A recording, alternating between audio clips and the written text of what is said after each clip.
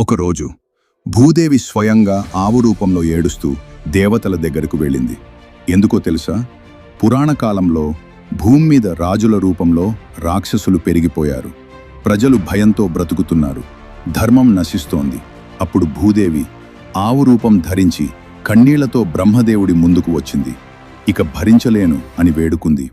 బ్రహ్మదేవుడు వెంటనే శివుడు మరియు దేవతలతో కలిసి క్షీరసాగరానికి వెళ్ళాడు. అక్కడ దేవతలందరూ విష్ణుమూర్తిని ప్రార్థించడం ప్రారంభించారు.